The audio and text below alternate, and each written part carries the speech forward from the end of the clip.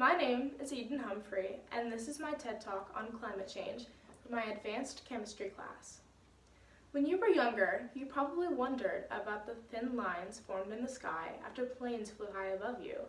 Most likely, you have gotten used to and almost even forgotten to question these clouds that are seemingly normal. These clouds pictured above are called airplane contrails. Contrail means condensation trail, which is basically an airplane's exhaust. We aren't talking about the conspiracy theories involving so-called chemtrails formed by the government to control us, but these contrails do have adverse effects on the climate of our world. As long as planes have been around, you would think that there would be more research about these contrails and their effects on the climate, but in reality, scientists are still trying to understand them. As much as we don't know about contrails, there's a lot that we do. Contrail cirrus clouds occur when water vapor quickly condenses around soot from the plane's exhaust and freezes to form cirrus clouds. You may think this would help cool down the atmosphere due to the freezing occurring to form the clouds, but in reality, the opposite is true. Water vapor and sulfur particles come from the airplane's engine. They condense, turn into ice, and that produces a contrail. Ice crystals inside these clouds can trap heat in the Earth's atmosphere, adding to concerns about global warming. Contrails are only left when a plane flies through very humid air and at least 5 miles or 26,246 feet above Earth's surface. If the outside air is very high in relative humidity, the added vapor from the engine's exhaust makes it 100% total humidity. Clouds of ice will form, and if the air is humid enough, the clouds can last an hour or more and can spread out for miles. Disturbed air created by the airplane wings twist the contrails, mixing warm, humid exhaust with the cold air. Contrails reflect large amounts of heat radiated from the Earth, and that heats the atmosphere and ultimately contributes to climate change. These contrails can only form when planes reach higher cruising altitudes. The air up there is less than -40 degrees Fahrenheit. Because of this, it is most often not passenger aircrafts but aircrafts transporting goods. Passenger aircrafts only account for 2% of anthropogenic carbon dioxide, which is environmental pollution and pollutants originating in human activity that are in the atmosphere. This is a map of the U.S. in the past 30 years and all of the contrails that have been reported.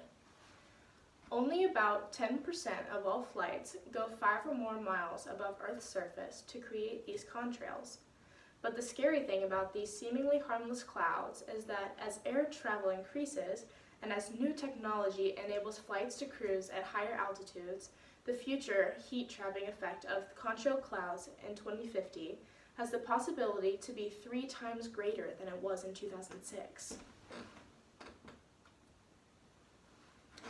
As researchers continue to work towards solutions, they have found that by diverting fewer than 2% of flights down by only 2,000 feet or less, that could reduce the climate impact of contrails by almost 60%.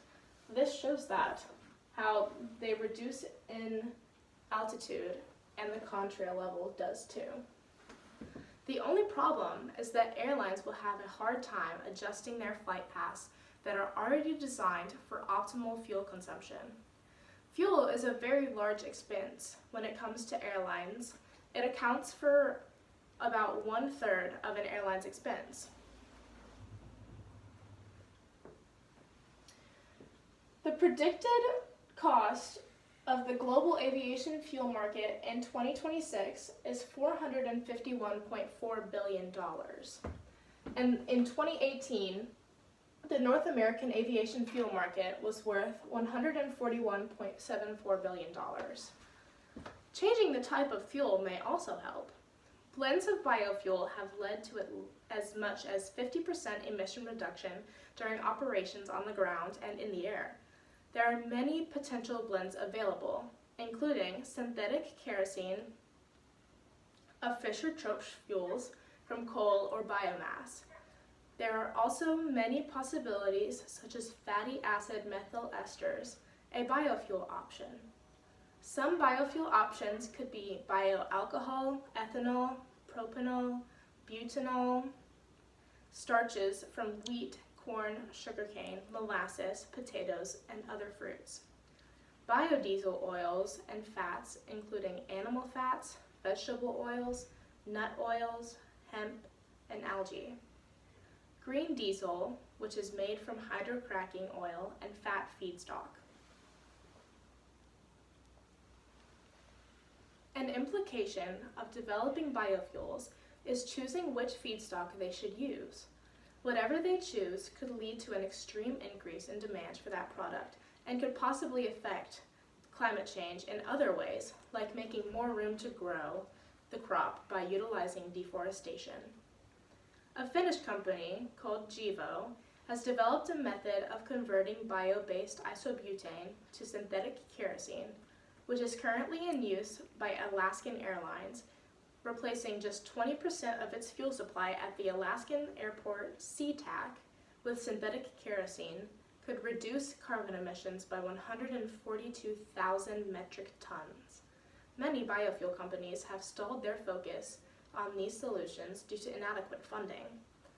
United's EcoSky's mission takes trash, collects it, takes it to a facility to make it into a biofuel for airplanes, and that can cut down 80% of traditional jet fuel emissions.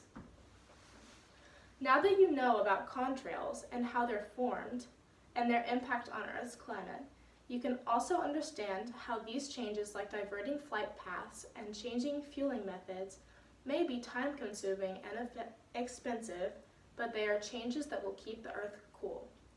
On the bright side, airlines are willing to work with NASA to create a more efficient aircraft, air traffic management strategies, and the substitution of traditional jet fuel with sustainable aviation fuel. In this situation, any small change will make big impacts on our future and how our world is affected by airplane contrails. Here's my works cited. I got my information from Science Magazine, sciencealert.com, Yale University's website, thoughtco.com, sciencehowstuffworks.com, and the Washington Post. Thank you for watching my TED Talk on climate change.